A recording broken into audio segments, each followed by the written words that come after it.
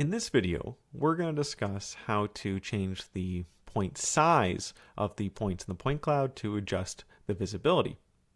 So say we have this point cloud here, and we want to navigate to a particular element somewhere inside the point cloud. So let's say we want to zoom in on this particular column. What we're going to do is we're just going to move our scroll wheel as before, and we're going to get as close to the column as we can.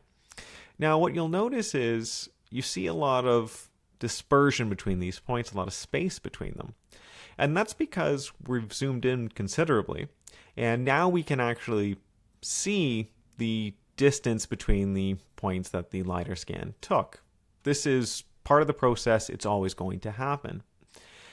However, it also makes it quite difficult, now that we've zoomed in, to pick a particular point of interest that we might want to, say, take a measurement or distance. If we want to take the height of this column, hard to see exactly which point we want to snap to.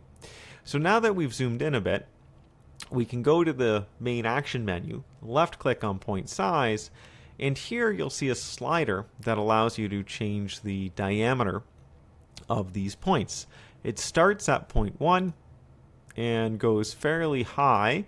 As you'll notice, once we get to about 5, everything starts to blend together. So you're not going to usually want to go much beyond 1 or 2 millimeters. So we're going to bring this back down just so that there is a difference between the points, but they're also large enough that I could potentially snap to them.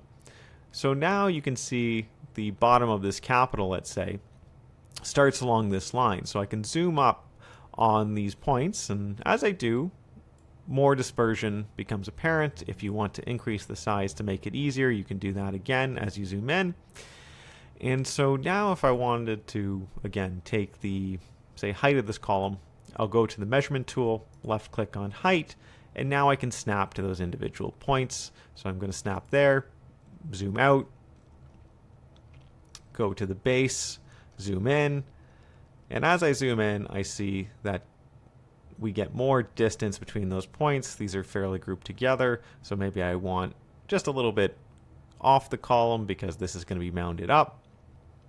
And now we have a nice clean measurement taken. To go back and to get our original view, we just simply left click the point size and move that slider again.